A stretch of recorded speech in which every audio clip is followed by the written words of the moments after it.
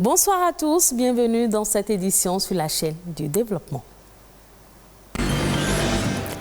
Quelque temps après leur union, certains couples se séparent et vont parfois jusqu'au divorce. Quels peuvent être les mobiles de ces séparations que l'on observe de plus en plus aujourd'hui? Vous aurez la réponse dans un instant. Exposition des trésors royaux, plusieurs visiteurs et surtout des étrangers se sont rendus au palais de la Marina pour admirer ces œuvres d'art. À suivre les images dans ce journal. 3 jeunes sur 4 de moins de 25 ans ont déjà ressenti des troubles de l'audition dans leur vie. La première cause est la forte exposition sonore qui peut engendrer une fragilisation de l'audition.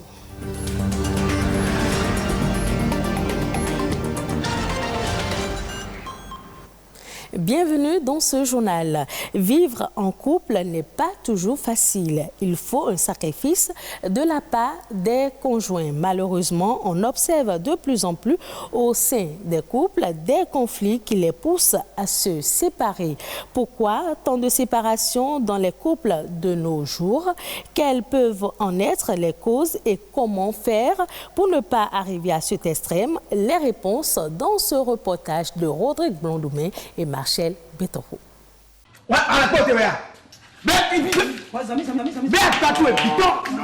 Au-delà d'une comédie, c'est un fait de société qui est mis en scène. Les conflits conjugaux, source de séparation. La vie de couple de nos jours ne tient qu'au bout d'un fil pour certains.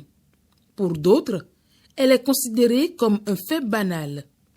Mais pourquoi tant de séparation dans les couples? Il se pose un problème de fait de société, il se pose un problème d'objectivité, il se pose un problème de choix de conjoint. Donc du temps de nos grands-parents, de nos aïeux, c'est la communauté et qui gobait d'abord cette relation, qui acceptait cette relation et qui encadrait cette relation. L'amour doit être le socle du mariage. Donc la valeur fondamentale du mariage, ce n'est pas d'abord le matériel. Donc ce qui fait naître les problèmes, c'est le fait qu'on n'a pas cette notion de valeur. Il n'y a pas un conjoint parfait. Il faut savoir se supporter. Et quand deux personnes s'associent, ce n'est pas les deux personnes qui sont bonnes. Des séparations qui, sans nul doute, ont des conséquences. On sacrifie les enfants. Et nous devons savoir sauver l'essentiel. Tous ceux qui ont pris cette décision, la majorité le regrette jusqu'à ce jour. La séparation dans les couples nécessite plus de réflexion. Qu'on le veuille ou non, les parents participent à l'éducation des futurs époux. Et il faut reconnaître quand même qu'on continue d'éduquer les filles, les jeunes filles, à devenir de bonnes épouses. Mais rares sont les parents qui éduquent leurs jeunes garçons à être de bons maris. Aussi, ça manque. On ne peut pas vraiment blâmer qui que ce soit, mais on va certainement travailler à ce qu'il y ait plus de concessions. Il est donc primordial de réfléchir à des solutions pour réduire les cas de séparation dans les couples. Il faut aller à la découverte de soi, se découvrir et commencer à s'accomplir avant de rentrer dans une vie de couple. La religion a un rôle à jouer parce que beaucoup de choses sont également faites au nom de la religion. Et il faut vraiment beaucoup d'éclairage pour enseigner les jeunes couples afin que la religion ne serve pas non plus de couverture. L'exposition des trésors royaux au palais de la présidence de la République se poursuit jusqu'au 28 août prochain. Des visiteurs se font le plaisir de contempler les trésors royaux exposés. Une équipe de reportage s'est rendue au palais de la Marina. Nos reporters ont rencontré quelques visiteurs, des étrangers pour la plupart. Le reportage est signé Ricardo Logique Kwekou et Benjamin Denayon. Elle suscite toutes les attentions et admirations. Les œuvres royales exposées à la présidence de la République continuent d'attiser la curiosité. On est venu dans le cadre d'une activité sportive et par hasard, on avait rendez-vous avec un monsieur dehors en face de la présidence et on s'est rendu compte qu'il y avait cette opportunité qui nous était offerte. On a profité pour s'inscrire sur place en ligne et nous voilà à l'intérieur. On est agréablement émerveillés de ce qu'on a trouvé ici chez vous. Je tenais à venir visiter les œuvres. Je remercie le gouvernement et le chef d'État d'avoir permis que les personnes de la diaspora puissent venir regarder ces œuvres que je connaissais déjà depuis Paris, mais je suis très fière de les voir ici aujourd'hui. Je suis fière d'être béninoise, ça donne envie de revenir. Le processus ayant conduit à la restitution de ces œuvres constitue un exemple et une source de motivation pour les autres pays d'Afrique. Il faut qu'on s'approprie notre histoire. Et le travail du président Talon, qui donc sur plusieurs axes, mais aussi sur celui de l'art et celui de nos pièces, je pense que c'est assez important. Parce que ça montre que nous avons aussi une identité, nous avons une histoire à raconter et qu'elle est aussi belle, non connue des autres. Et bon, je suis déjà venu, j'ai appris plein de choses. Je trouvais que c'est vraiment magnifique, c'est une bonne approche. C'est une bonne chose. Ça montre vraiment ce que le président actuel béninois a fait. C'est un geste courageux et ça soit un truc que beaucoup de présidents africains doivent faire. Et puis c'est quelque chose que nos enfants, nous-mêmes, doivent savoir de l'histoire, non seulement béninois, mais aussi africain. L'exposition des trésors royaux au Palais de la Marina se poursuit jusqu'au 28 août prochain. Encore quelques jours donc pour se connecter à l'art béninois. Le roi des animaux est à l'honneur ce 10 août. Même si l'on ignore encore tout sur l'origine de la journée mondiale du lion, elle est célébrée dans de nombreux pays, surtout sur le continent africain. Une occasion pour mettre l'accent sur la sauvegarde de cette espèce menacée.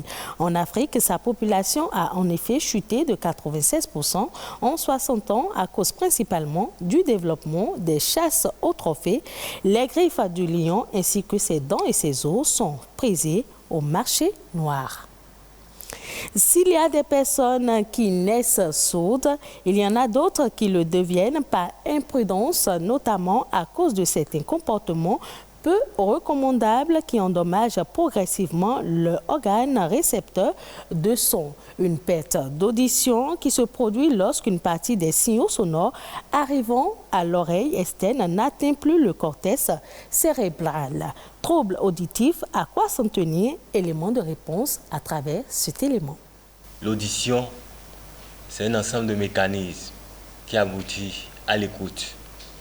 L'oreille est divisée en 3 parties. L'oreille externe, l'oreille moyenne et l'oreille interne. Les troubles auditifs résultent donc d'une atteinte de l'une ou l'autre de ces différentes structures. Les troubles auditifs vont aller soit de la baisse de l'audition, qu'on appelle une hypoacousie, à la perte de l'audition, qu'on appelle la surdité. En général, en fait, les troubles auditifs sont liés au traumatisme sonore. Donc l'usage abusif des écouteurs, tout le temps écouter la musique à un volume très élevé, surtout lorsqu'on écoute un son préféré. Il y a une cible particulière, notamment les professionnels du son. Donc ceux qui travaillent dans les milieux où il y a trop de bruit, tels que la menuiserie, les menuisiers sont plus exposés. Ceux qui travaillent dans les discothèques. Donc ce que nous avons l'habitude de faire, c'est de réaliser une audiométrie tonale qui va tracer un audiogramme. Et de là, si la personne est éligible à la prothèse auditive va l'aider à mieux entendre pour une vie sociale acceptable. Dans le cas contraire, puisqu'il arrive des moments donnés où la surdité est très profonde, c'est-à-dire la personne perd pratiquement la totalité de son audition, là on ne peut rien faire. Suivons à présent La Nation en bref, une compilation de l'actualité nationale ces dernières 48 heures présentée par Marcel Betoro.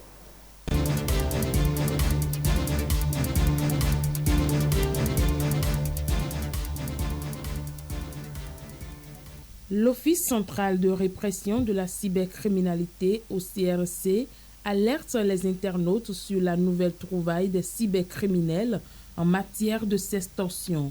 L'agence signale que le nouveau mode opératoire des cybercriminels consiste à utiliser des appels vidéo pour prendre le visage d'une victime et l'utiliser pour faire un montage dans lequel ce dernier sera en situation d'intimité sexuelle.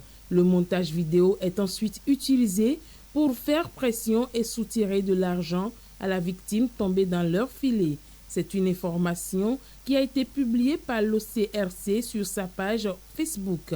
L'Office central de répression de la cybercriminalité invite donc toute la population béninoise à la vigilance. La seconde phase de l'atelier de relecture du Code de procédure pénale organisé par la Direction des affaires pénales et des grâces du ministère de la Justice et de la législation avec l'appui technique du projet d'appui à l'amélioration de l'accès à la justice et de la réduction des comptes, phase 2 est en cours.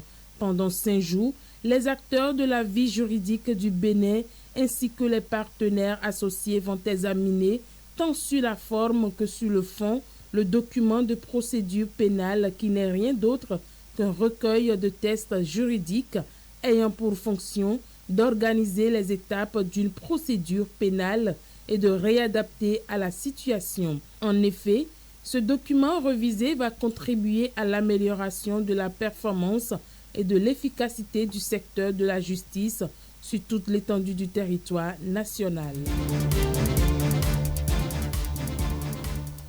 Le championnat mondial de pétanque se tiendra à Cotonou dans la première quinzaine du mois de septembre 2023. Le président de la Confédération africaine des sports boules, Idrissou Ibrahima, a annoncé le week-end dernier que le Bénin pourra donc accueillir la 50e édition du championnat mondial de pétanque, mais à une seule condition. Cette compétition va regrouper 50 nations participantes qui vont jouer en triplette, en doublette et en mixte. La compétition va durer environ 1 semaine. À cet effet, le ministre des Sports Oswald Romeki a reçu à Cotonou le président de la Fédération internationale de pétanque et jeux provincial Idrissou Ibrahima. Il a rassuré les responsables des sports boules des dispositions prises par l'État béninois pour la construction du boulodrome répondant aux normes internationales.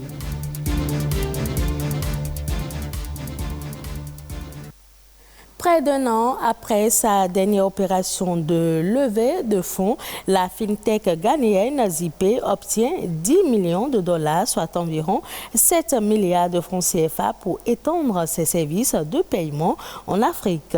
Selon le directeur général de Zipay, cette levée de fonds intervient au moment où l'entreprise veut porter son chiffre d'affaires annuel de 100 milliards de francs CFA en 2021 à plus de 130 000 milliards de francs CFA au cours des 5 prochaines années. Et ce sera tout pour cette édition. Merci de l'avoir suivi. Retrouvez ce journal sur le site de l'ORTB, www.ortb.pj.